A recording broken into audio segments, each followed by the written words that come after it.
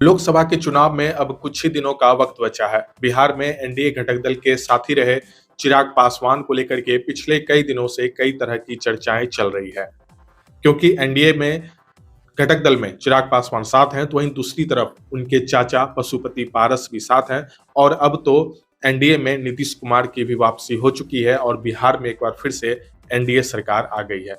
लेकिन चिराग पासवान की जो मुश्किलें हैं वो एक तरफ पशुपति पारस से है हाजीपुर लोकसभा सीट को लेकर के, तो वहीं दूसरी तरफ चिराग की लड़ाई नीतीश कुमार से भी है। क्योंकि जब नीतीश कुमार की वापसी हो रही थी एनडीए में, जब ये खबरें चली तो चिराग पासवान दिल्ली पहुंच गए थे। बीजेपी के आलाकमान से चिराग ने बातचीत की और चिराग ने कहा कि बिहार में एनडीए मजबूत स्थिति में है, तो फिर नीतीश कुमार की वापसी क्यों करनी है। लेकिन नीतीश कुमार वापस हुए और फिर से बिहार में एनडीए सरकार बनी।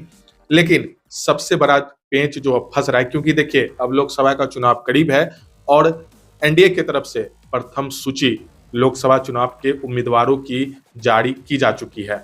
लेकिन बिहार लोकसभा सीट का उसमें जिक्र नहीं है, क्योंकि बीजेपी भी अब बिहार में चाहती है कि जो एनडीए घटक दल के साथी हैं, पहले जो आपसी मतभेद है सीटों को लेकर के, जो आपसी लड़ाई है उसको खत्म किया जाए। उसके बाद ही एनडीए का जो सेकेंड लिस्ट जारी होगा जिसमें बिहार लोकसभा सीट का भी जिक्र होगा। लेकिन उससे पहले जो आपसी विवाद है, क्योंकि देखिए हाजीपुर लोकसभा सीट को लेकर के लंबे समय से चाचा और भतीजे आपस में लड़ाई कर रहे हैं। एक तरफ चिराग का दावा है कि वो हाजीपुर लोकसभा सीट से दावेदारी करेंगे क्योंकि उनके पिता की कर्म भूमि रही है, तो वहीं दूसरी तरफ चाचा यानी पशुपति पारस भी लगातार मजबूती से कह रहे हैं कि वो हाजीपुर लोकसभा सीट नहीं छोड़ने वाले हैं।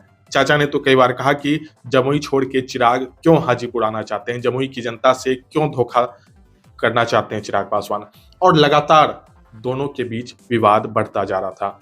लेकिन अब बीजेपी के रणनीतिकारों ने चाचा भतीजे की लड़ाई को सुलझा लिया है, क्योंकि चिराग की मुश्किलें सिर्फ पशुपति पारस से नहीं बल्कि नीतीश कुमार से भी है। क्योंकि जब नीतीश कुमार की वापसी एनडीए में हुई उसके बावजूद चिराग ने कहा कि भले वो एनडीए घटक दल के हैं, लेकिन जो लड़ाई नीतीश कुमार से नीतिगत है वो चलती रहेगी।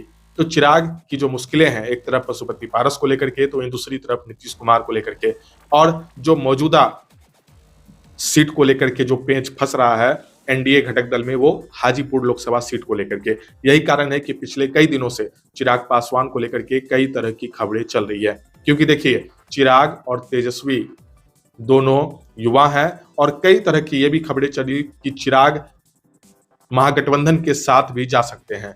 लेकिन अब बीजेपी के रणनीतिकारों ने एक प्रस्ताव सबके सामने रखा है और लगभग अब सिर्फ मंजूरी मिलना बाकी रह गई है और चाचा भतीजे की जो लड़ाई है उसको भी सुलझा लिया गया है। तो लेकिन अब सवाल है कि क्या हाजीपुर लोकसभा सीट पशुपति पारस के खाते में है या फिर लोक जनशक्ति रामविलास यानी चिराग के खाते में गई है। देखिए हाजीपुर लोकसभा सीट जो है, इससे इनकार नहीं किया जा सकता है कि जो रामविलास का वहां पे एक वोट बैंक है, जो पकड़ है, वहां पे चिराग की भूमिका मजबूत मानी जा रही है। और बीजेपी भी इस बात को मानती है कि चिराग को ज्यादा तवज्जो मिलना चाहिए, क्योंकि चिराग के साथ एक मुश्किल और है एनडीए की कि चिराग को अगर बेहतर ढंग से नहीं संभाला गया तो चिराग कभी भी तेजस्वी से हाथ मिला सकते हैं। इसलिए जो बीजेपी के रणनीतिकार हैं उन्होंने यह फैसला लिया है कि हाजीपुर लोकसभा सीट चिराग के खाते में रहेगी। लगभग ये तय हो चुका है कि हाजीपुर लोकसभा सीट चिराग के खाते में ही रहेगी, चाहे वो चिराग खुद वहां दावेदारी करे या उनकी पार्टी से कोई करे। उनकी माँ कुछ चिराग अपनी माँ को भी चुनावी मैदान में उतार सकते हैं। लेकिन सवाल है कि पशुपति पारस जो लंबे समय से कह रहे थे कि वो हाजीपुर को नहीं छोड़ने वाले हैं, उनको कहां भेजा जा रहा है, बीजेपी उनको कहां शिफ्ट कर रही है। तो समस्तीपुर में पशुपति पारस को भेजने की तैयारी चल रही है, क्योंकि समस्तीपुर से भी पशुपति पारस के ही पार्टी से पशुपति पारस के भतीजे प्रिंस वहां से सांसद हैं और पशुपति पारस को अब समस्तीपुर शिफ्ट किया जाएगा और हाजीपुर लोकसभा सीट चिराग को दे दिया जाएगा। क्योंकि देखिए समस्तीपुर भी कोई नई जगह नहीं है पशुपति पारस के लिए।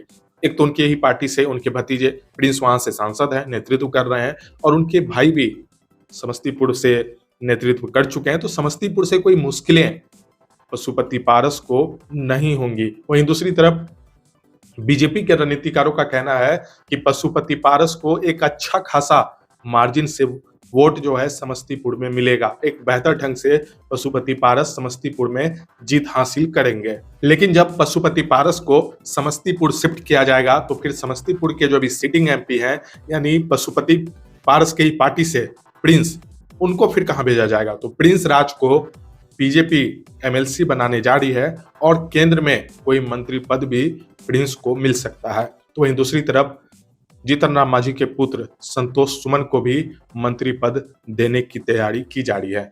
तो अब जो विवाद था वो लगभग सुलझ चुका है, क्योंकि देखिए हाजीपुर में आने वाले दिनों में चिराग पासवान जनसभा को संबोधित करेंगे। तो एक तरह से एनडीए की तरफ से ग्रीन सिग्नल मिल गया है चिराग को, जिसके बाद ही चिराग हाजीपुर में जनसभा को संबोधित करने जा रहे हैं। एक तरह का चिराग ये संदेश देना चाह रहे हैं कि अब वो आगामी लोकसभा चुनाव में हाजीपुर से अपनी मजबूती पेश करेंगे।